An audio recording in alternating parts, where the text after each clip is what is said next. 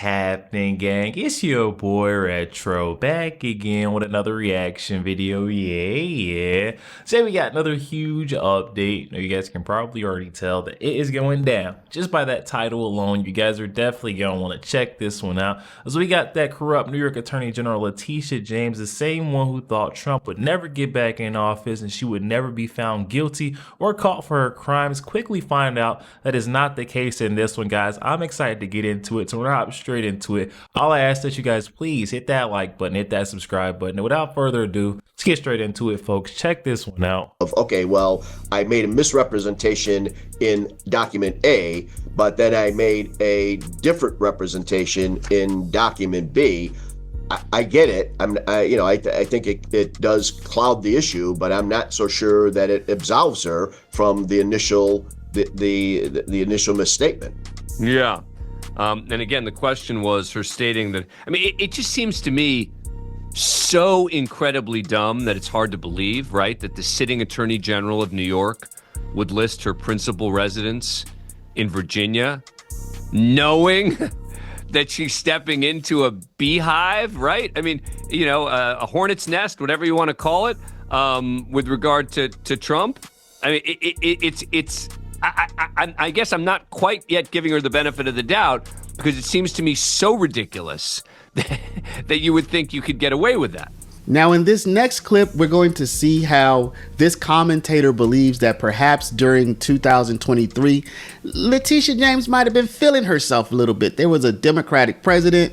It looked like the Democrats maybe were firmly in control, and maybe she felt she didn't have anything to worry about. So maybe she got a little bit lackadaisical on, you know, she wasn't as Trump tight as she should have been with all of her moves. That's the theory that this commentator has.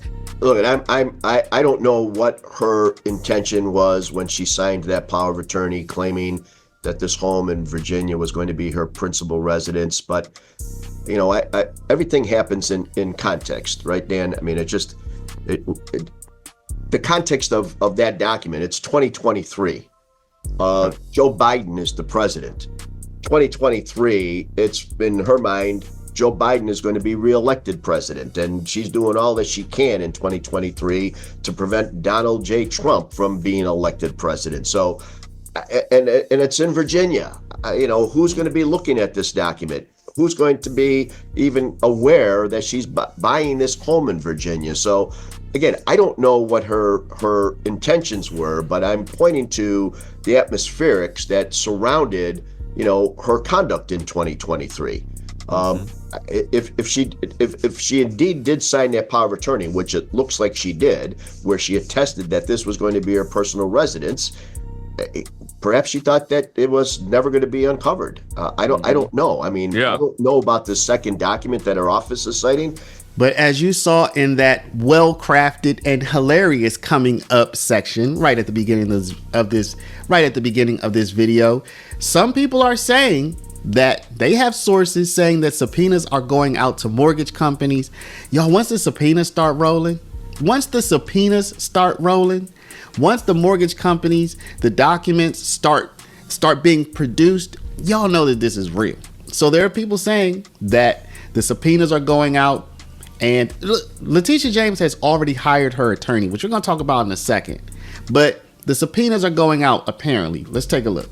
I believe the Attorney General of New York is going to get charged by the feds here criminally. I think this is going to be a big deal. I think it is a case that is being undercovered right now, even in the right-wing media. I've been surprised that this hasn't gotten more attention. Also heard from intelligence sources today out of New York, Eric, that subpoenas have gone out to mortgage companies, insurance companies, and title companies regarding Tish James. Subpoenas have been sent out now to the companies that brought them in under oath to go before a grand jury. So there's movement, is what the story is I just got last night. Okay. There's movement.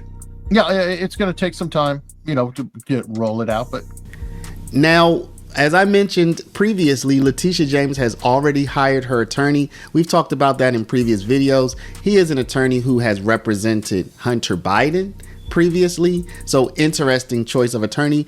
But the interesting thing they did not know at the time of this podcast is, yes, the New York State Attorney General's office is apparently paying for Letitia James's attorney, y'all. I mean, that's the reporting, okay? That she is not paying out of pocket, but that the New York State Attorney General's office, not her campaign, but her office, apparently is paying for her attorney. So let's take a look at some problems that may cause for her. As a top lawyer in New York, she should have already known this, though. And if she were to be prosecuted, obviously she would have to have a private attorney, right? There would be no government protection that would pay for her attorney. Well, it's an interesting question. There's a I don't know whether it's illustrative or not, but there's a civil lawsuit right now against Andrew Cuomo, brought by the state trooper, the former state trooper. I don't know if she still is a trooper or not, but that was for his actions as governor. That's Yeah. correct. That was, right. But my point is, under public officers law in New York State, right now he is being covered under the public officers law for the cost of his defense. Now, does she have?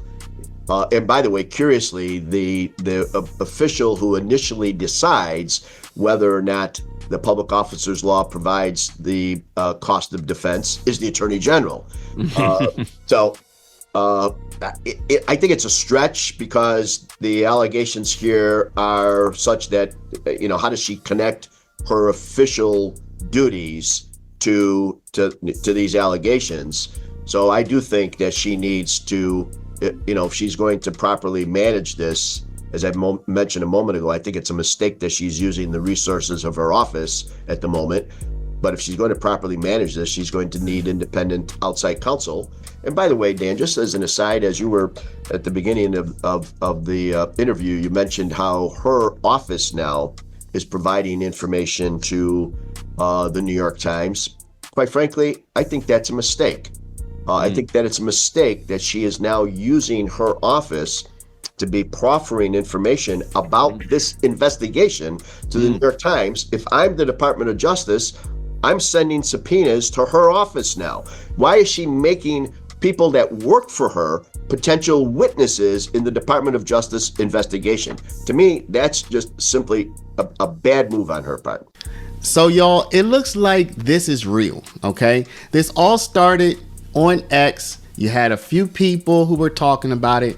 We covered it. Not a lot of other creators were covering it, but we covered it. And the reason why is because there was documentation associated with it, right? You don't want to just go with wild claims, but when people start producing documentation, you say, okay, hold up, there might be something here. And now we've moved, this whole ball has moved slowly, but very surely, with additional claims and additional possible charges, right, that have become uncovered as everything's been moving forward. And now here we are, where it looks like charges are imminent at this point. The Trump administration has now asked the Justice Department to consider criminal charges against James. Our chief investigative reporter, Jonathan Dietz, live with the details. Jonathan? David, Natalie, the Trump Justice Department says it is now deciding whether to investigate State Attorney General James for possible mortgage fraud. The issues focus mainly on two properties, one here in New York, the other in Virginia. James denies wrongdoing. She says the Trump administration is weaponizing the federal government and is now wrongly trying to bully her. This Norfolk, Virginia home is co-owned by Attorney General Letitia James. That, according to records that appear to show she may have claimed that house as her principal residence. The Federal Housing Finance Agency director, who previously was a Trump fundraiser, sent a criminal referral to the Justice Department calling for a mortgage fraud investigation into James, alleging she appears to have falsified records to receive favorable loan terms. Sam Antar, an accountant by training and past convicted felon, first raised questions about James's property-related records. If she did actually use it as a primary residence, she'd be disqualified automatically as the Attorney General. If she didn't actually use it as a primary residence, she would be committing mortgage fraud. So take one or the other. Late this afternoon, James's office said the co-owner, her niece, used the Virginia home as her primary residence. Questions also raised about James's Brooklyn home. 2001 city records show it was a 5-family dwelling, which experts say would require a commercial property loan with perhaps higher interest rates. But James allegedly listed it as a 4-family unit.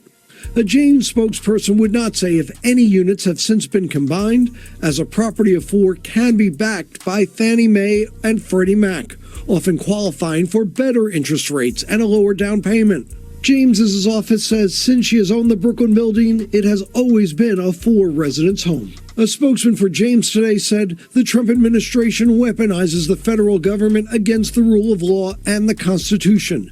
She will not be intimidated by bullies, no matter who they are. In Washington, Attorney General Pam Bondi was asked on Fox about the criminal referral. Of course, we'll be reviewing it. State Attorney General James won a civil case against Donald Trump and his organization for fraud, and he's appealing the nearly $500 million in fines.